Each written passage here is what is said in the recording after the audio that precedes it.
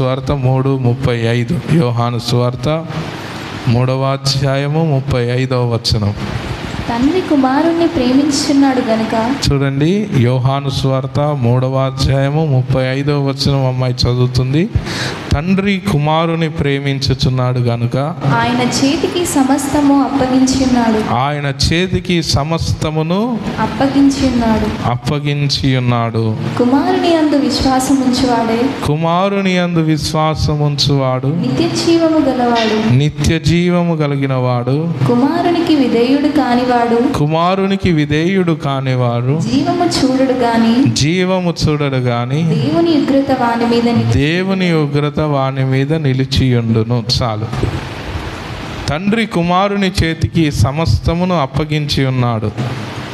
పోయిన వారం మీకు కొంచెం చెప్పాను, తండ్రి ఎట్లా ఉంటాడు.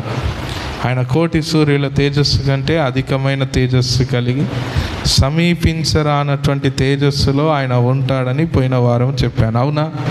అవునా కదా? పోయిన వారం మనం నేర్చుకున్నాం. కుమారుని చేతికి సమస్తమును అప్పగించి ఉన్నాడని చెబుతున్నాడు. నీకు కావలసినవన్నిటినీ కుమారుని చేతిలో ఉన్నవి.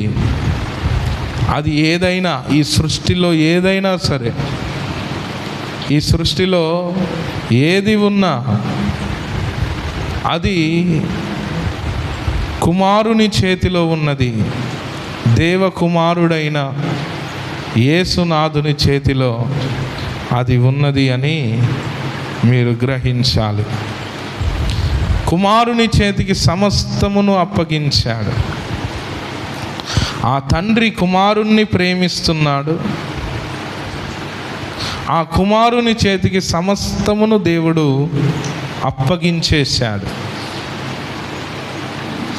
ఆ కుమారుడు మనల్ని బహుగా ప్రేమిస్తున్నాడు. ఒక దగ్గర లేఖనము రాయబడి ఉంటుంది, తన సొంత కుమారుణ్ణే మనకు అనుగ్రహించి ఉన్నాడు కదా. తెలుసా మీకు ఆ లేఖనం? ఒకసారి తీయండి పిల్లలు.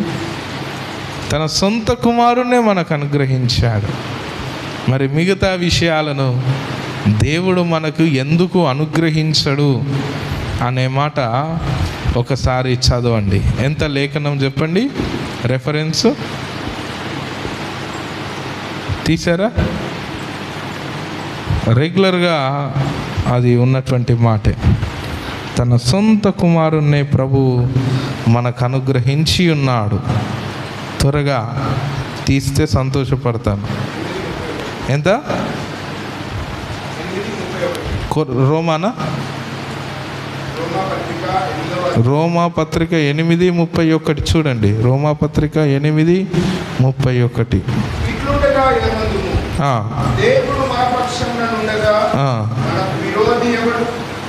మనకు విరోధి ఎవడు? చూడండి, తన సొంత కుమారుని అనుగ్రహించుటకు వెనుక తీయక మనందరి కొరకు ఆయనను అప్పగించినవాడు ఆయనతో పాటు సమస్తమును ఆమేన్ మనకెందుకు అనుగ్రహించడు? చాలు, ఇటు చూడండి అందరూ. సమస్తమును ఎవరికి అప్పగించాడు? కుమారునికి అప్పగించాడు. తండ్రి అయిన దేవుడు సమస్తమును ఎవరికి అప్పగించాడు? కుమారునికి అప్పగించాడు. ఇప్పుడు సమస్తమును అప్పగించాడు ఎవరికి చెప్పాలి? కుమారునికి. ఇప్పుడు ఆ కుమారుణ్ణి దేవుడు సంఘానికి అనుగ్రహించాడు. సమస్తము కలిగిన ఆ కుమారుణ్ణి సంఘము కొరకు, లోక పాపములందరూ పాపాత్ములైన మనుషులందరి కొరకు ఆ కుమారుణ్ణి దేవుడు మనకు అనుగ్రహించాడు. అందుకే దేవుడు లోకమును ఎంతో ప్రేమించెను, తన అద్వితీయ కుమారుణ్ణి మన కొరకు అనుగ్రహించాడు. ఎవరైతే దేవుని కుమారుడైన యేసు ప్రభువు మీద విశ్వాసం ఉంచుతారో వారిని రక్షించుటకు యేసు ప్రభు తన సొంత కుమారుడైన యేసునాథుని మనకు అనుగ్రహించి ఉన్నాడు. కాబట్టి కుమారుడు ఎంత శ్రేష్ఠుడో మనం అర్థం చేసుకోవాలి. అందుకే యెహోవా దేవుడు కాగల జనులు ధన్యులు అని రాయబడి ఉన్నది. ఆ కుమారుణ్ణి దేవుడు మనకు అనుగ్రహించాడు. దేవకుమారుణ్ణి ప్రభు మనకు అనుగ్రహించి ఉన్నాడు. కాబట్టి ఆ కుమారుని మీద ఎంతమంది అయితే విశ్వాసం ఉంచుతారో, ఎంతమంది అయితే ఆ కుమారునికి విధేయులు అవుతారో వారు నిత్య జీవము గలవారు అవుతారు. ఎవరైతే ఆ కుమారునికి అవిధేయులు అవుతారో, ఎవరైతే ఆ కుమారుణ్ణి సేవించరో, ఎవరైతే ఆ కుమారుణ్ణి ఆరాధించరో, ఎవరైతే ఆ కుమారుణ్ణి ముద్దు పెట్టుకొనరో, గత వారం కూడా చెప్పాను 2వ కీర్తనలోని మాట, కుమారుని ముద్దు పెట్టుకొనుడి, లేని ఎడల ఆయన కోపించును. కుమారుణ్ణి మనకు అనుగ్రహించాడు దేవుడు. ఆ కుమారుణ్ణి నువ్వు ముద్దు పెట్టుకొని ఆరాధించకపోతే తండ్రి అయిన దేవునికి కోపం వస్తుంది, దేవుని ఉగ్రత మన మీదకి వస్తుంది. అందుకే అక్కడ రాయబడి ఉంది ఏంటంటే, ఈ కుమారుణ్ణి మీరు ముద్దు పెట్టుకోండి. ఆ కుమారుడు లోకంలోనికి వచ్చినప్పుడు జ్ఞానులు వెళ్ళి ఆరాధన చేశారు. బంగారమును బోలమును సాంబ్రాణిని వేసి ఆయనను ఆరాధించిరి. ఆ కుమారుణ్ణి ముద్దు పెట్టుకోండి. ముద్దు పెట్టుకోవడం అంటే ఆరాధించడము, గౌరవించడము, సేవించడము, ప్రేమించడము. ఆ కుమారుణ్ణి మీరు ప్రేమించండి. యేసు ప్రభువునంట మనము ప్రేమించబద్ధులమై ఉన్నామట. యోహాను కూడా చెప్తాడు, 1 యోహానులో అనుకుంటా, మొదట ఆయన మనలను ప్రేమించెను. ఆ మాట చూడండి. ఇప్పుడు మనం ఆయనను ప్రేమించాల్సిన వారమై ఉన్నాము. తెలుసా అండి? చూడండి, యోహాను పత్రికలో ఆ మాట మనకు చాలా చక్కగా కనబడుతుంది. ఎంతమ్మాయి? 4:19 ఆయనే మొదట మనలను ఎవడైనను ఆయనే మొదట మనలను ప్రేమించెను గనుక మనము ప్రేమించుచున్నాము. చూడండి, ఆయన మనల్ని ప్రేమిస్తున్నాడు కాబట్టి ఆయన మనల్ని మొదట ప్రేమించాడు. ఆయన ప్రేమకు అర్థం ఏమిటి? సిలువ రక్తం. సిలువలో వ్రేలాడాడు నీ కొరకు, నా కొరకు. మీరు ఏదో యేసు ప్రభు నిన్ను ప్రేమిస్తున్నాడంటే భ్రమపడాల్సిన అవసరం లేదు. ఆయన ప్రత్యక్షముగా ఈ లోకములోనికి వచ్చి మరణము నొందాడు, సిలువ మరణము నొందాడు. సిలువ మీద తన రక్తము కార్చబడింది. ముళ్ళ కిరీటముతో మొత్తబడ్డాడు, మరణము నొందాడు దేవుడు. ఈజీ విషయం కాదు బిడ్డలారా, అంత సులభమైనటువంటి విషయం కాదు. యేసు ప్రభు నిన్ను ప్రేమిస్తున్నాడంటే ఏదో అల్లాటప్ప విషయం అనుకొని దాన్ని చాలా చిన్న చూపు చూడకండి. ఈ లోకములోనికి వచ్చి తన స్వరక్తమును నీ కొరకు, నా కొరకు దేవుడు కార్చాడు. ఈ లోకములోనికి వచ్చి తన్ను తాను రిక్తుడిగా చేసుకున్నాడు, దాసుని స్వరూపమును ధరించుకున్నాడు, తన రక్తమును ధారపోశాడు కేవలము నీ కొరకు. నీవు చేసిన పాపముల కొరకు, నీ పాపముల యొక్క శిక్ష నీ మీదికి రాకుండా తన మీద వేసుకున్నాడు. నీవు మోయవలసిన సిలువను ఆయన మోసాడు. నీవు పొందవలసినటువంటి ఆ కొరడా దెబ్బలను ఆయన భరించాడు. కాబట్టి ఆ కుమారుడు ఎందుకు భరించాడంటే మన నిమిత్తము మనల్ని ప్రేమిస్తున్నాడు కాబట్టి ఆయన మన పాపములను, పాప శిక్షను భరించి ఉన్నాడు. ఆయన మనల్ని ప్రేమించాడు. అంత గొప్ప ప్రేమ యేసయ్య ప్రేమ. అందుకే చెప్తున్నాడు, మొదట ఆయనే మనల్ని ప్రేమించాడు. అందుకే ఆయన ప్రేమకు అర్థము కారణం అనేది లేదు, ఆయనకు మనం ఇష్టం అంతే. మీరు అనుకుంటుండొచ్చు, అయ్యగారు దేవుడు నన్ను ప్రేమిస్తున్నాడా, నేను సరిగా ప్రార్థన చేయలేకపోతున్నాను, నేను సరిగా ఆత్మీయంగా ఉండలేకపోతున్నాను, దేవుడు నన్ను ప్రేమిస్తున్నాడా అని మీకు అనిపిస్తూ ఉండొచ్చు. ఈ మధ్యాహ్నం దేవుని సువార్త నేను మీకు చెప్తున్నాను. దేవుని ప్రేమ నీలాగా నాలాగా ఒకరోజు అలిగి, రెండో రోజు మాట్లాడుకొని, మూడో రోజు మళ్ళా గొడవ పెట్టుకొని, ఆవులెల్లుండి మళ్ళా అలిగి మళ్ళా గొడవ పెట్టుకునే ప్రేమ యేసయ్య ప్రేమ కాదు. నువ్వు తల్లి గర్భములో రూపింపబడక మునిపే యేసయ్య నిన్ను నన్ను ప్రేమించి ఉన్నాడు. అసలు నువ్వు ఈరోజు ఈ తప్పులు చేస్తావు, ఈ పొరపాట్లు చేసినందును బట్టి కాదు, నీవు పుట్టక మునుపే, నిన్ను ఏర్పరచబడక మునుపే నిన్ను ఆయన ఏర్పరచుకున్నాడు. తల్లి గర్భములో నీవు రూపింపబడక మునుపే యేసు ప్రభు నిన్ను ఏర్పాటుకు చేసుకున్నాడు. ఆయన ప్రేమ శాశ్వతమైనటువంటి ప్రేమ. హల్లెలూయా. శాశ్వతమైనటువంటి ప్రేమ యేసయ్య ప్రేమ.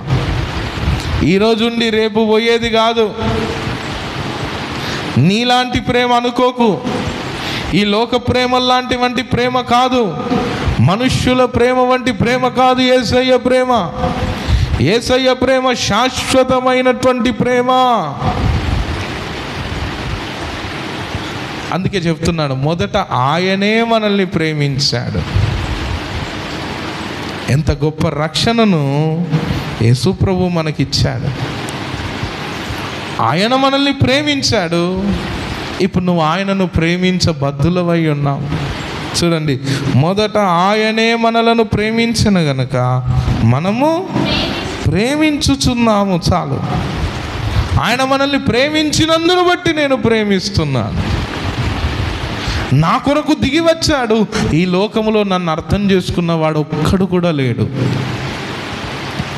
నా మనస్సును అర్థం చేసుకున్నటువంటి వ్యక్తి నాకు మరొకడు కనిపించలేదు, నీకు కూడా కనిపించడు. నువ్వు అనుకుంటావు నీ స్నేహితులు నిన్ను అర్థం చేసుకుంటారని, నీ బంధువులు నిన్ను అర్థం చేసుకుంటారని, నీ తల్లిదండ్రులు నిన్ను అర్థం చేసుకుంటారని నీవు అనుకుంటావు. కానీ నీ మనస్సు దేవుడు తప్ప ఎవరు అర్థం చేసుకోలేరు. దేవుడికి ఒక్కడికే అర్థమవుద్ది. నేను అనుకున్నా, నన్ను అర్థం చేసుకునే మా మమ్మీని దేవా నువ్వు నాకు ఇచ్చావు, నీకు స్తోత్రం, నన్ను మా మమ్మీ బాగా అర్థం చేసుకుంటుంది అని సంతోషంగా ఉన్నాను. అవును, అమ్మగారు నన్ను అన్ని విషయాలు అర్థం చేసుకుంటారు. నేను చాలా సంతోషపడ్డ దేవుని సన్నిధానంలో. మా మమ్మీ నన్ను అన్ని విషయాలు అర్థం చేసుకుంటుంది ప్రభు అని దేవుని స్తుతించాను. చూసిస్తే ప్రభు చూడు బిడ్డ అన్నాడు. నేను అర్థం చేసుకునేటట్టు నిన్ను మీ మమ్మీ అర్థం చేసుకుంటుందంటే నేను మీ మమ్మీలో ఉండి నిన్ను అర్థం చేసుకునేటట్టు మీ మమ్మీలో నేను నివసిస్తున్నాను అని యేసు ప్రభు చెప్పాడు. ఆ తర్వాత ఒక సందర్భం జరిగింది. నేను చాలా కృతజ్ఞత స్తుతులు చెల్లించాను. మా మమ్మీ నన్ను అర్థం చేసుకుంటుంది కదా అని నేను చాలా సంతోషపడ్డాను. అందరూ శ్రద్ధగా వినాలి అని నేను సంతోషపడితే, ఆ తర్వాత ఏదైనా ఒక విషయం జరిగితే అమ్మగారికి నాకు అసలు ఎంత మాత్రమో ఆ విషయంలో అంగీకారం అనేది రాలేదు. అరే నన్ను ఎందుకు ఇలా అర్థం చేసుకుంటుంది, మా అమ్మగారు నన్ను ఇలా అర్థం చేసుకోరు కదా, మా అమ్మగారు ఎంత చెప్పినా నాకు అర్థం కాదు, నేనెంత చెప్పినా మా అమ్మగారికి అర్థం కాదు. ఇక స్టార్ట్ అయింది గొడవ. ఎంత చేసినా ఇక విషయం అర్థం, అరే ఇంతకాలం అలా జరగలేదు, ఇప్పుడు ఎందుకు ఇలా జరిగింది. అమ్మగారికి నాకు గొడవ. అసలు ఎప్పుడు నేను మా అమ్మగారితో గొడవ పెట్టుకోవడానికి ఇష్టపడను. నేను ఎప్పుడు మా అమ్మ కొంగు పట్టుకొని ఉంటాను ఇప్పటికి కూడా. ఏం జరిగింది, అసలు ఏ విషయం చెప్పినా నేను చెప్పిన విషయం మా అమ్మకు అంగీకారంగా ఉండదు, మా అమ్మ చెప్పిన విషయం నాకు అంగీకారంగా ఉండదు. ఒక గొడవ మొదలైంది. అసలు ఈ గొడవ ఎందుకు జరిగిందో తెలుసా? ఈ గొడవ ఎందుకు జరిగిందో తెలుసా? అప్పుడు చెప్పాడు, అర్థమైందా బాబు, నేను అర్థం చేసుకున్నట్టు నిన్నెవడు అర్థం చేసుకోడు. ఈ విషయమును నేర్పించడానికి అసలు నేను అనుకున్నాను, మా మమ్మీ ఉంటే చాలు అనుకున్నా. నువ్వు ఏదైతే ఆధారంగా పెట్టుకుంటావో ఆ ఆధారాలను దేవుడు, ఒకవేళ నాలో అమ్మలో పరిశుద్ధాత్ముడు ఉంటే సమాధానము తప్ప, పరిశుద్ధాత్మ దేవుడు లేకుంటే మేమిద్దరం కొట్టుకుంటూ ముందరికి వెళుతాం. అర్థమవుతుందా మీకు?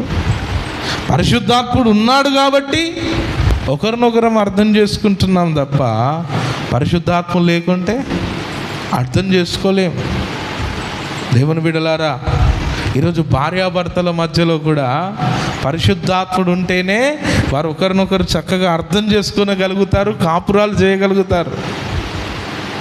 లేకపోతే ఏమైనా జరగవచ్చు, ఎంత ఘోరానికైనా వెళ్ళిపోవచ్చు. మీకు అర్థం కాదు. ఒకరు మనల్ని అర్థం చేసుకుంటున్నారంటే మీరు చాలా కృతజ్ఞత కలిగి ఉండాలి. ఎందుకంటే లోకములో ఎవడు నిన్ను అర్థం చేసుకోడు. ఆ ఫలానా వ్యక్తి నిన్ను ఆయన అర్థం చేసుకుంటున్నాడు, ఆయనకు నువ్వు అర్థమవుతున్నావు అంటే ఒకటి గుర్తుపెట్టుకోవాలి, మన మధ్యలో పరిశుద్ధాత్ముడు పని చేస్తున్నాడని గుర్తుపెట్టుకోవాలి. హల్లెలూయా, హల్లెలూయా. కొంతకాలం ఇక మా అమ్మగారికి నాకు అస్సలు కుదరలేదు. అప్పుడు ప్రభు చెప్పాడు, ఎందుకు ఇలా జరిగింది యేసయ్యా? ఎందుకు మా అమ్మగారికి నేను అర్థం కావట్లేను? ఏం జరిగిందంటే, నీకు ఇప్పుడు ఈ బుద్ధి రావాలి. నీ మనస్సులో ఉన్నది మంచిదే, నీ ఉద్దేశం మంచిదే, కానీ అర్థం కాదు. కానీ నిన్ను అర్థం చేసుకునేది నేను ఒక్కనే. ఈరోజు మీరు కూడా ఎవరి మీదనైనా ఆధారపడవచ్చు. మీ స్నేహితుల మీద, బంధువుల మీద మీరు ఆధారపడవచ్చు. సరే, వాళ్ళు నిన్ను అర్థం చేసుకుంటున్నారంటే మంచిదే, కానీ ఒక సందర్భం వచ్చినప్పుడు నువ్వెవ్వరికీ అర్థం కావు, నిన్నెవడూ అర్థం చేసుకోలేడు. అదొక సందర్భం, ఆ మూమెంట్ వస్తుంది. ఆ మూమెంటు మా ఇంట్లో, నా దగ్గర, నేను మా అమ్మగారిని అర్థం చేసుకునే విషయంలోనే వచ్చిందంటే, యుగాంతం వచ్చినా అది జరగదు అనుకున్నాను, కానీ జరిగింది. ఆ తరుపది ఈ పాఠము నేర్పించిన తర్వాత మళ్ళీ అప్పటి నుంచి దేవుడు చెప్పాడు, నేను ఉన్నా కనుకనే మీరు ఇలా ఉన్నారు. హల్లెలూయా. ఇప్పుడు చూడు ఎలా అర్థం చేసుకుంటుందంటే, ఇక ఆ తర్వాత నేను ఏం చెప్పినా మా అమ్మకు అర్థమవుతుంది, మా అమ్మ ఏం చెప్పినా నాకు అర్థమవుతుంది. హల్లెలూయా, హల్లెలూయా. ఎందుకు అలాగ అర్థమైందంటే, లోపల ఎవరు పని చేశారు? యేసు ప్రభు, పరిశుద్ధాత్మ దేవుడు. అర్థమవుతుందా మీకు నేను చెప్పేది? హల్లెలూయా, హల్లెలూయా. నేనేమంటున్నానంటే, నీ హృదయ అంతరంగమును ఒక ఆయనే అర్థం చేసుకుంటాడు. నీ మనస్సును మనస్సులాగా చూసి నీ మనస్సులో ఉన్న బాధను ఒకే ఒక్కడు అర్థం చేసుకుంటాడు. అది నీ భర్త కాదు, నీ భార్య కాదు, నీ సొంత తల్లి కాదు, ఎవరు కాదు. పరిశుద్ధాత్మ దేవుడు మాత్రమే అర్థం చేసుకుంటాడు. కాబట్టి గ్రహించాలి, పరిశుద్ధాత్మ దేవుడు మాత్రమే అర్థం చేసుకుంటాడు. యేసు ప్రభు మాత్రమే అర్థం చేసుకుంటాడు. నీ పిల్లలు నిన్ను అర్థం చేసుకోరు. అవును, నేను మా అమ్మను ఎంతో ప్రేమించేది, నేనే మా మమ్మీని అర్థం చేసుకోలేదు, అర్థం చేసుకోలేము. దేవుడు మాత్రమే అర్థం చేసుకుంటాడు. అందుకే వ్యక్తిగతముగా దేవుడు నీకు చాలా ఇంపార్టెంట్ అని చెప్తున్నాను. నీ పర్సనల్ లైఫ్ దేవునితో ఉంటేనే నీ జీవితము సుఖవంతంగా, క్షేమకరంగా ఉంటుంది. నువ్వు అనుకుంటావు వాళ్ళు నన్ను అర్థం చేసుకుంటారు, ఆ పక్క ఆవిడ, ఆ పక్కింటి ఆవిడ నా ఫ్రెండు, నాకు క్లోజు అని అనుకుంటావు. ఎవరు నిన్ను అర్థం చేసుకోరు. యేసు ప్రభు ఒక్కడే నిన్ను అర్థం చేసుకుంటాడు. ఎందుకు? ఆ యేసు ప్రభు నీకు నాకు ఇచ్చింది తండ్రి అయిన దేవుడు. ఆమేన్. ఏ బాధ ఎవరికి చెప్పుకున్నా చెప్పుకోకపోయినా పర్వాలేదు, కానీ నా యేసయ్యకు నేను చెబితే చాలు. హల్లెలూయా, హల్లెలూయా. వేరు చేయలేరు ఏవైనా, వేరు చేయలేవు ఏవైనా, కరువే అయినా ఎదురైనా, కరువే అయినా,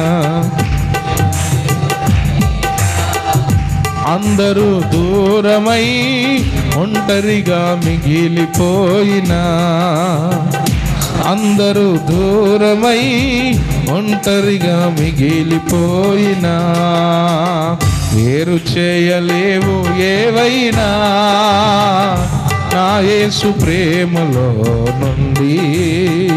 వేరు చేయలేవు ఏవైనా, నా యేసు ప్రేమలో నుండి.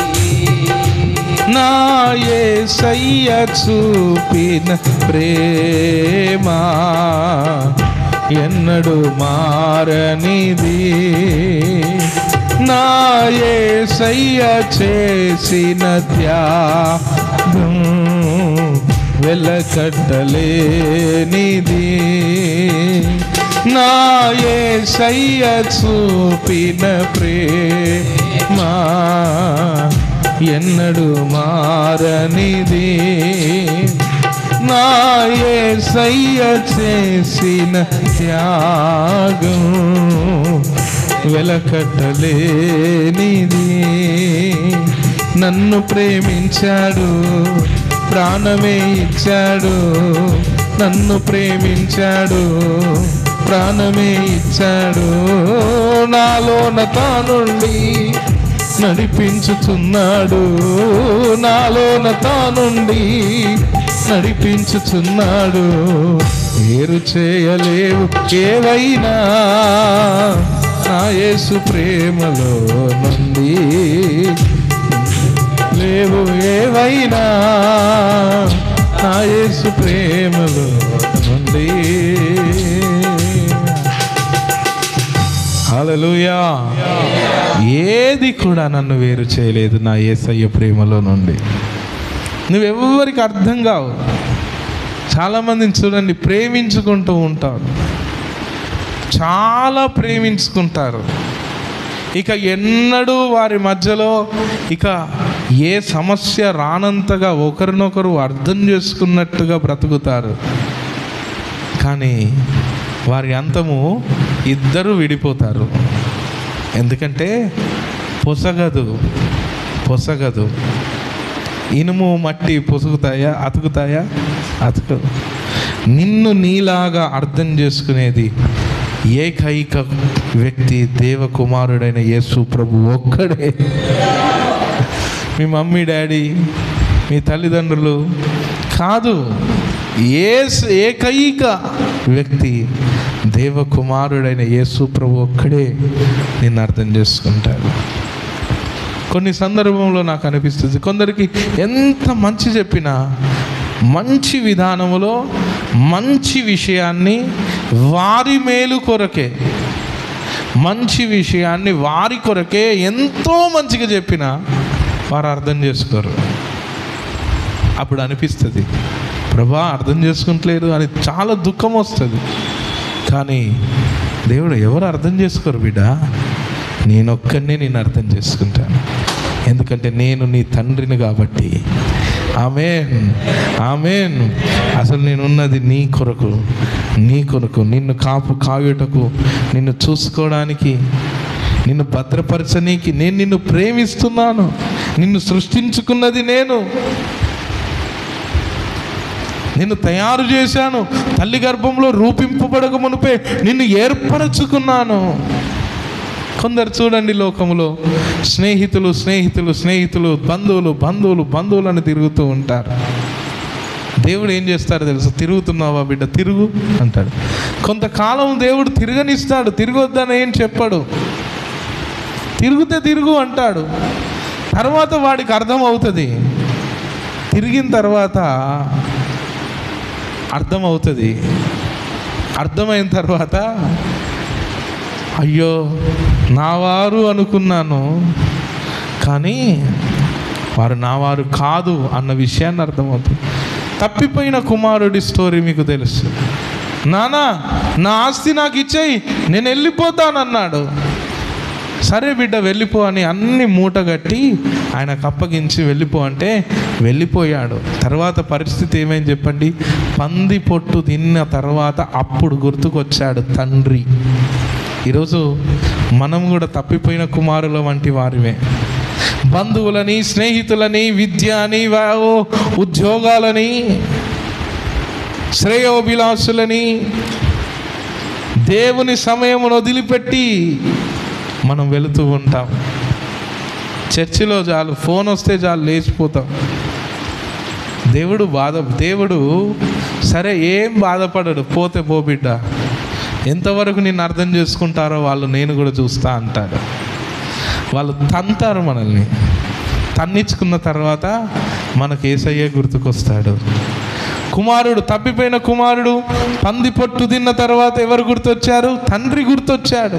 సేమ్ నీ జీవితంలో కూడా నువ్వు అలా ఇలా అనుకుంటున్నావు. నువ్వు చాలా విషయాలను మరి ఏదేదో తలస్తున్నావు. దేవుని బిడ్డలారా, తన్నిచ్చుకుంటావు. నీ బంధువులు నిన్ను తంతారు, నీ స్నేహితులు నిన్ను తంతారు.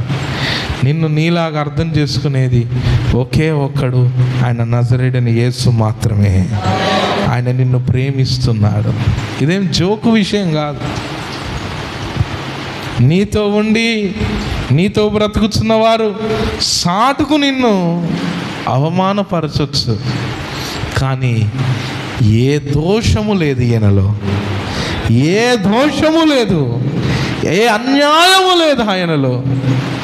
తప్పిపోయిన కుమారుడు వస్తే ఆ కథలో తండ్రి మరలా ఉంగురమును పెట్టి ఆ కుమారుణ్ణి చేర్చుకున్నాడు. ఈరోజు నువ్వు కూడా విషయం అంతా అర్థమై ఇక నన్ను ఎవడు కాంతలేవని దేవుని దగ్గరికి వస్తే, యేసు ప్రభు మంచి పని అయిందారా అని అన్నాడు.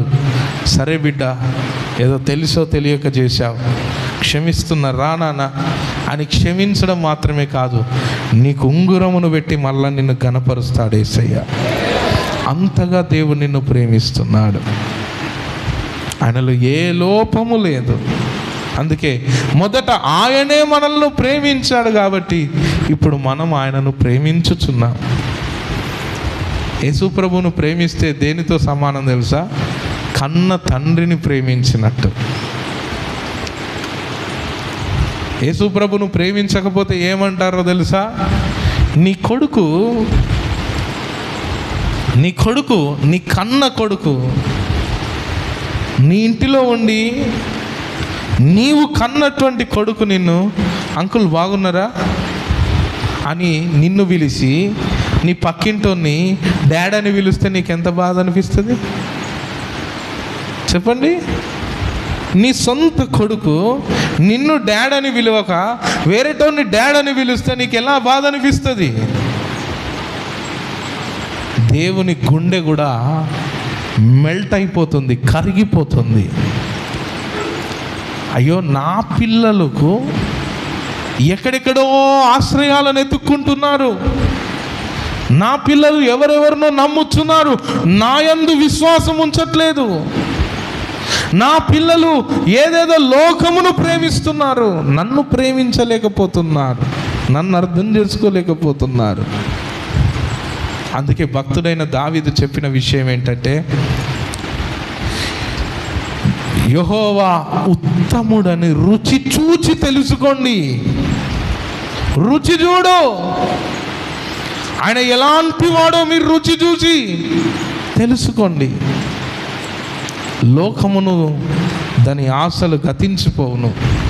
ఇంకా చాలామంది బాప్తిసం పొంది కూడా లోకమును ప్రేమించేవారు చాలామంది ఉన్నారు.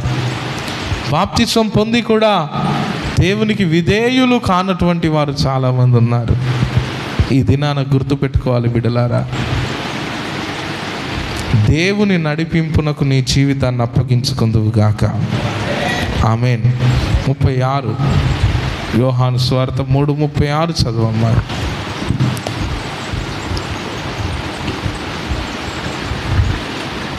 కుమారుని యందు విశ్వాసముంచువాడే నిత్య జీవము గలవాడు. కుమారునికి విధేయుడు కానివాడు జీవము చూడడు. చాలు. కుమారుని యందు విశ్వాసముంచువాడే నిత్య జీవము. కుమారుని యందు ఏముంచాలి చెప్పండి? విశ్వాసం ఉంచాలి. నన్ను అర్థం చేసుకునే దేవుడు, నన్ను అర్థం చేసుకునే దేవుడు. నా జీవితాన్ని నేను ఆయనకు అప్పగించుకుంటాను. ఆయన నడిపింపునకు నా జీవితాన్ని అప్పగించుకుంటాను.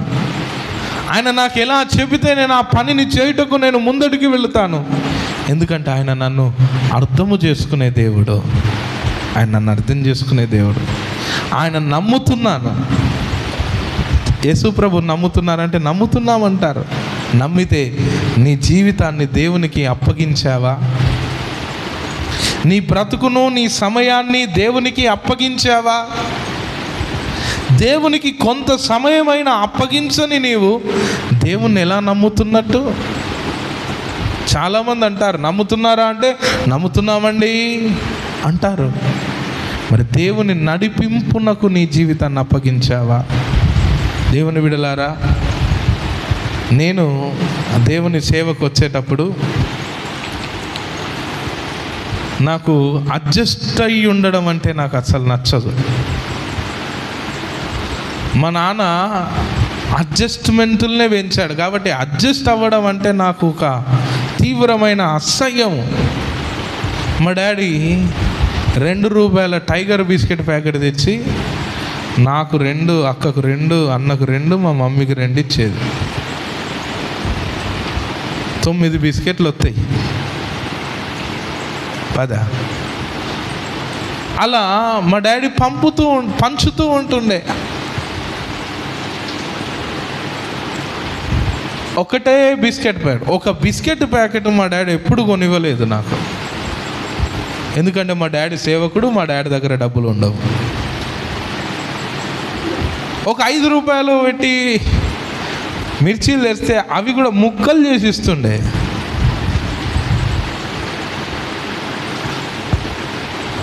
మా డాడీ ఏం చెప్తుండే అంటే గుప్పెడు చెకోడీలు తెస్తుండే. తెచ్చి పొద్దున 2 చెకోడీలు, మధ్యాహ్నం 2 చెకోడీలు, సాయంత్రం 2 చెకోడీలు ఇస్తుండే. మాకు డాక్టర్ ఉండేవాడు, ఆయన ఇప్పటికి కూడా ఉన్నారు, పెద్ద మనిషి. ఆయన దగ్గరికి జ్వరం వచ్చిందని పోతే పొద్దున, సాయంత్రం, మధ్యాహ్నం, పొద్దున 1, సాయంత్రం 1, మధ్యాహ్నం 1, సాయంత్రం 1 అని ట్యాబ్లెట్ ఇస్తుండే. మా డాడీ కూడా మమ్మల్ని నవ్వించుకుంటూ ఇదిగో పొద్దున, సాయంత్రం, మధ్యాహ్నం అని గోళీలు ఇచ్చినట్టు చెకోడీలు ఇస్తుండే. ఎందుకంటే మా డాడీ దగ్గర డబ్బులు లేవు. ఇంకా పెద్ద జోక్ ఏంటంటే దసరా పండుగ వచ్చి హాలిడేస్ వస్తే అందరూ బాంబులు పేల్చుకుంటున్నారు, నాకు కొన్ని బాంబులు కొని డాడీ అంటే, మా దోస్తులందరూ పెద్ద పెద్ద బాంబు, అందరూ సింగరేణి ఎంప్లాయీ కొడుకులు, బాంబులు అన్నీ కొనుక్కుంటుండే. మా డాడీ ఒక ₹5, ₹3 తోక బాంబులు ఇంత మూట తెస్తుండే. ఒక చిన్న మూట తెచ్చి పొద్దున్న లేవగానే 2 బాంబులు ఇచ్చి పేల్చుకురాపో అంటుండే. సాయంత్రం ఒక 2 బాంబులు ఇస్తుండే. రోజు 4 బాంబులు చెప్పున 2 పూటలు కాలవాలి. ఇక నాకు ఎంత యాస్టక్ వచ్చిందంటే, ఇక నాకు ఎంత విసుగొచ్చిందంటే, అందుకే నేను సేవకే రావద్దు అన్న ఆలోచనలో కూడా నేను నచ్చి, పాస్టర్ల కొడుకులు సేవలు చేయరు ఎందుకు తెలుసా? ఇటువంటి పరిస్థితులు చూస్తారు. కానీ దేవుని బిడ్డలారా, ఇలా అడ్జస్ట్ అయ్యి బ్రతకాలి. నేను దానికి విరోధిని. అందుకే మందిరం లేదన్న వంట చేస్తే కూడా 25 కిలోలు పెట్టమంటే 30 కిలోలు పెట్టుకుంటా ముందే. నా ఆలోచన. అలానే మీరు కూడా అలానే చేసి పాడు చేయకండి, పాడు బుద్ధి పెట్టుకోకండి. నేను పెరిగిన విధానం వేరు, నా పరిస్థితి వేరు. అంటే నా ఉద్దేశం ఏంటంటే సమృద్ధిగా ఉండాలి. అయితే నేను సేవకు వస్తున్నప్పుడు ఒక విషయం, ఈ చిన్నప్పటి విషయాలన్నీ నా మీద ప్రభావం చూపుతున్నాయి. సరే, ఉద్యోగం మనకు సేవ అనేది సెట్ కాదు. ఎందుకంటే మన దోస్తాన వేరు, మన కథ వేరు, మన స్టైల్ వేరు, మన మెయింటెనెన్స్ వేరు. ఈ సేవ అనేది ఇక మనకు సెట్ కాదు అని అనిపిస్తుండే. కానీ ప్రార్థన చేస్తున్నప్పుడల్లా సేవ చేయాలన్నటువంటి తీవ్రమైన ఆసక్తి నాలో మండుతూ ఉండేది. కానీ ఇంకొక వైపున ఈ సేవా జీవితం అనేది నాకు సెట్ కాదనిపించేది. ఆ తర్జన భర్జనలో చాలా కన్ఫ్యూజ్ అవుతూ ఉండేది. నేను సేవ చేయడమా వద్దా, సేవ చేయడమా వద్దా, సేవ చేయడమా వద్దా, ఎందుకంటే మనకు సెట్ కాదు. ఈ విషయాన్ని నేను ఎవరికి చెప్పలేను, చెబితే వాళ్ళకి అర్థం కూడా కాదు. ఎవరికైనా చెప్పాను అనుకో, నీకు విశ్వాసం లేదని తిడతారు. అవును, మనం ఎవరికన్నా పోయి చెప్పుకుంటే చాలు, వాడు మనల్ని వెనుకకు తిరుగుమని ఒక తన్ను తంతాడు అంతే. చెప్పుకోవడమే పాపం ఈ రోజుల్లో. కన్ఫ్యూజన్లో ఉన్నాను. టెన్షన్ అవుతుంది. సేవ చేయాలనేమో ఆశ పుడుతుంది, చేద్దామంటేనేమో ధైర్యం రాదు, సమర్పించుకుందామంటే ధైర్యం రానటువంటి పరిస్థితి. అప్పుడు ఒకటి నమ్మాను, యెహోవాయే నా కాపరిగా, నాకేమీ కొదువగును, నాకేమీ కొదువగును. యెహోవాయే నా కాపరిగా, నాకేమీ కొదువగును, నాకేమీ కొదువగును. కన్ఫ్యూజన్లో ఉన్నప్పుడు ఒకటి నమ్మానిక, నాకేమి కొదువ కాదు ప్రభువా. ఆ దేవకుమారుడు నా కొరకు అప్పగించబడి నా కొరకు ప్రాణం పెట్టిన నా యేసయ్య నాకున్నాడు, నాకేమీ కొదువ కాదు అని నేను ఆయన నమ్ముకున్నాను. ఆయన నడిపింపునకు నా జీవితాన్ని అప్పగించుకోవడం జరిగింది. ఆయన నడిపింపునకు నా జీవితమును నేను అప్పగించుకొని విధేయతను చూపడం జరిగింది. ఆ తర్వాతే నేను నా స్నేహితులందరికీ దూరం అయిపోయాను. ఆ తర్వాత దేవుని సేవ మీద నా దృష్టి పెట్టాను. ప్రత్యేకమైన దృష్టిని నేను పెట్టాను. ఆయన ఏ విధముగా నడిపిస్తే ఆ విధంగా నడుస్తాను. ఎందుకంటే ఆయన నా కొరకు ప్రాణం పెట్టాడు. ఒక తీవ్రమైన ఆసక్తి నాలో మండుతూ ఉండేది. అప్పగించుకోవడం వలన దేవుడు మరి 10 సంవత్సరాలు ఈ సేవా జీవితంలో నన్ను కాపాడాడు. హల్లెలూయా.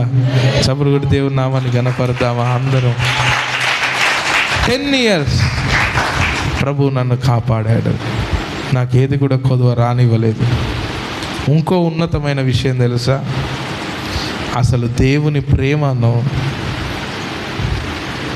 ప్రేమ ఎట్లున్నదంటే, నాకేదైనా తక్కువైనా పర్వాలేదు, అవసరమైతే దేవుని నిమిత్తం హతసాక్షి అవ్వడానికైనా మరణించడానికైనా సిద్ధము అన్నంత ఒక గొప్ప ఆత్మమంట నాలో కలుగుతుంది ఈరోజు. దేవునికి స్తోత్రం. కొదువ కాదు, అసలు ఏది లేకపోయినా సరే నేను దేవుని సేవను చేస్తాను. ఎందుకు తెలుసా? ఎందుకు అలాగ అనిపిస్తుంది తెలుసా? ఎన్నిక లేనటువంటి నన్ను ప్రభు రక్షించాడు. తన ఉన్నతమైన కృపతో దేవుడు నన్ను భద్రపరిచాడు. కౌంట్లెస్, ఏ విధము చేతన కూడా ఎందులోనైనా నాకు ఒక అతిశయముగాను ఎన్నిక కానీ లేదు. కానీ మహాప్రభు దేవకుమారుడైన యేసు ప్రభు నన్ను అంతగా ప్రేమించి నువ్వు నా సేవ చేయాలి అని ఎంకరేజ్ చేసింది ఎవరో తెలుసా? ఏ గురువు నాకు లేడు. దైవజనుడు సంజీవరావు అయ్య గారి దగ్గర ఒక్కడే నేను నేర్చుకుని ఇంకెవరు లేరు. కానీ నన్ను ఎంకరేజ్ చేసి నిలబెట్టింది ఆ పరిశుద్ధాత్మ దేవుడు, ఆ అర్థం చేసుకునే దేవుడు, ఆ దేవకుమారుడైన యేసు ప్రభువు మాత్రమే. నన్ను అర్థం చేసుకున్నాడు, నా మనస్సును అర్థం చేసుకున్నాడు, నా హృదయంలో కలుగుతున్న కలవరములను అర్థం చేసుకున్నాడు, నా హృదయంలో కలుగుతున్న కన్ఫ్యూజన్స్ని అర్థం చేసుకున్నాడు. ఆ పరిశుద్ధాత్మ దేవుడు ఒక్కడే. అందుకే మనం ఒక పాట పాడతాం, నీ ప్రేమలో నుండి నన్ను ఎడబాపు వారెవరు, నీ ప్రేమలో నుండి నన్ను ఎడబాపు వారెవరు, శ్రమలైనను శత్రువైనను నన్ను వేరు చేయలేవు, శ్రమలైనను శత్రువైనను నన్ను వేరు చేయలేవు. యేసయ్యా యేసయ్యా నేనుండలేనయ్యా, యేసయ్యా యేసయ్యా నిన్ను విడువలేనయ్యా, క్షణమైన నీవు లేక నేనుండలేనయ్యా, క్షణమైన నీవు లేక నేనుండలేనయ్యా, నీ ప్రేమలో నుండి నన్ను ఎడబాపు వారెవరు, నీ ప్రేమలో నుండి నన్ను ఎడబాపు వారెవరు, శ్రమలైనను శత్రువైనను, శ్రమలైనను శత్రువైనను నన్ను వేరు చేయలేవు, నన్ను వేరు చేయలేవు. హల్లెలూయా. అంతగా ప్రభువు నన్ను ప్రేమించాడు. అందుకే ఆయన యందు విశ్వాసం ఉంచితే నిత్య జీవం. ఎక్కడి దాకా నిన్ను నడిపిస్తాడు తెలుసా? మరణము వరకు నీతో ఉండి నిన్ను నిత్య జీవంలో ప్రవేశపెట్టే అంత మట్టుకు ఆ యేసయ్య నిన్ను విడవడు. మీరు అనుకుంటున్నారు, అయ్యా నేను పరలోకం వస్తానా, అయ్యా నాకు నిత్య జీవం కలుగుద్దా అంటే, యేసయ్య చెయ్యి పట్టుకోండి, యేసయ్య చెయ్యి పట్టుకోండి, యేసయ్యతో నడవండి, యేసయ్యకు అప్పగించుకోండి మీ జీవితాన్ని. హనోకు దేవునికి తన జీవితమును అప్పగించుకొని ముందటికి వెళ్ళాడు, దేవునితో నడిచిస్తూ ఉన్నాడు. నడిస్తే నీ వదిలిపెట్టిన ఆయన చెయ్యి, ఆయన మాత్రం నీ చెయ్యిని వదిలిపెట్టాడు. నిన్ను పరలోకానికి తీసుకెళ్ళి తన రాకడ కొరకు నిన్ను సిద్ధము చేసేదాకా నిన్ను మరువడు ఆయన. అది కరువైనా, ఖడ్గమైన, ఈ ఉపద్రవమైన, రాబోయేటివైనా, ఉన్నవి అయినా యేసయ్య ప్రేమలో నుండి నిన్నేది వేరు చేయలేదు. నువ్వు ఆయన చేతిని పట్టుకోవడం నేర్చుకో. దేవుని నడిపింపునకు నీ జీవితాన్ని అప్పగించుకోవడం నేర్చుకో. దేవుడికి విధేయుడవ్వడం నేర్చుకో. 1 పేతురు పత్రికను ఒకసారి మీరు తీస్తే ఆఖరిగా నేను ఆ మాటను మీకు చదివి వినిపిస్తాను. సమయం లేదు కాబట్టి చూడండి. 1 పేతురు పత్రిక 1వ అధ్యాయం 16వ వచనం. శుద్ధులై ఉండుడని వ్రాయబడి నేను పరిశుద్ధుడనై ఉన్నాను గనుక 16 నుంచి కాగా మీరు విధేయులకు పిల్లలై. చూడండి, విధేయులైన పిల్లలై ఉండాలని చెప్తున్నాడు. మీరు విధేయులకు పిల్లలై మీ పూర్వపు అజ్ఞాన దశలో మీకుండిన ఆశలను అనుసరించి ప్రవర్తింపక, మీ పూర్వపు అజ్ఞాన దశలో మీకుండిన ఆశలను అనుసరించి ప్రవర్తించక, మిమ్మును పిలిచిన వాడు పరిశుద్ధుడై ఉన్న ప్రకారము మీరును సమస్త ప్రవర్తన యందు పరిశుద్ధులై ఉండుడి. చూడండి, పూర్వం అజ్ఞాన దశలో అలా నడిచాము. ఇది వరకు అలా జరిగి ఉండవచ్చు, ఇది వరకు అలా పొరపాట్లలో అలా ఉండొచ్చు. తప్పిపోయిన కుమారుడిలాగా మనం తండ్రిని వదిలిపెట్టి తిరగొచ్చు. కానీ ఈరోజు జ్ఞానములోనికి వచ్చి దేవునికి విధేయులైన పిల్లలుగా మారుదుముగాక. ఎలా మారాలి? దేవునికి విధేయులమవుదాం. యవనస్తులు మొదట గుర్తుపెట్టుకోవాలి.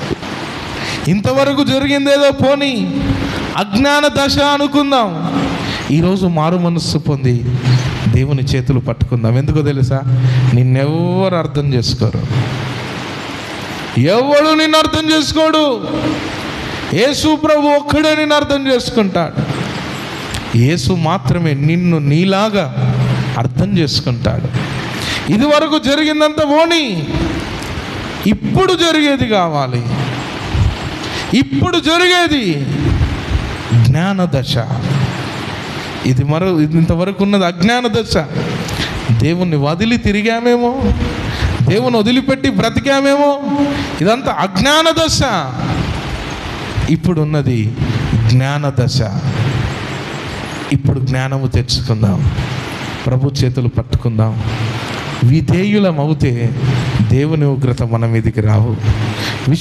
దేవుణ్ణి విశ్వసించి దేవునికి మన జీవితమును గనుక అప్పగించుకుంటే దేవుని ఉగ్రత మన మీదికి ఎంత మాత్రము కూడా రాదు. కాబట్టి గుర్తుపెట్టుకోవాలి.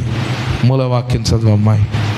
3:36 యోహాను సువార్త 3:36. కుమారుని యందు విశ్వాసం ఉంచువాడే నిత్య జీవము గలవాడు.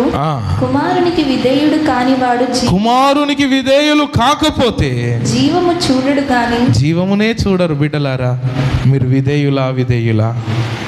మీరు ఆ దేవకుమారుడికి విధేయులు అవుతున్నారా? ఆ దేవకుమారుడికి విధేయులు అయితేనే పరలోకాన్ని చూస్తావు, జీవమును చూస్తావు, ఆశీర్వాదమును చూస్తావు. విధేయుడవు కాకపోతే ఉగ్రత నీ మీద నిలిచి ఉంటుంది. ఈరోజు ఎందుకు ఈ అవమానాలు, ఈ శ్రమలు, ఈ ఇబ్బందులు ఎందుకు వస్తున్నాయి? దేవుని ఉగ్రత నీ మీద ఉన్నదేమో. కాబట్టి ఈరోజే దేవుని పాద సన్నిధానములో వినమ్రులమై, దేవాన్ని నీకు విధేయునవుతాను, నన్ను క్షమించండి. ఒకవేళ దేవునికి నువ్వు విధేయతను చూపిస్తే దేవుని ఉగ్రత నీ మీద ఉండదు. దేవుని ప్రేమ, దేవుని వాత్సల్యత నీ మీదకి వస్తుంది. తద్వారా నీవు గొప్పగా దీవించబడతావు. కాబట్టి అందరూ మోకరించండి, ప్రార్థన చేసుకుందాం. ఎవరు బయటికి వెళ్ళకూడదు. అందరూ మోకరించండి. ప్రభా, మమ్మను క్షమించండి ప్రభా. విధేయులమౌటకు సహాయం చేయండి ప్రభా. నీకు విధేయులుగా ఉండుటకు కృప చూపండి. విధేయులుగా ఉండుటకు సహాయం చేయండి. పరిశుద్ధాత్ముడా, నీకు వందనాలు. కనికరించండి తండ్రి. కనికరము కలిగిన గొప్ప దేవా, నీకు వందనాలు స్వామి. నేను నీకు విధేయుడనవ్వాలి. ఇది వరకు జరిగింది అజ్ఞాన దశ. ఇది వరకు ఉన్నదంతా తెలిసి తెలియక చేసుకున్నాను. ఇప్పుడు నన్ను పవిత్రపరచండి, ఇప్పుడు నన్ను పరిశుద్ధపరచండి.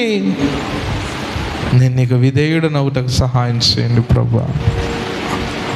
దేవా, కనికరించండి.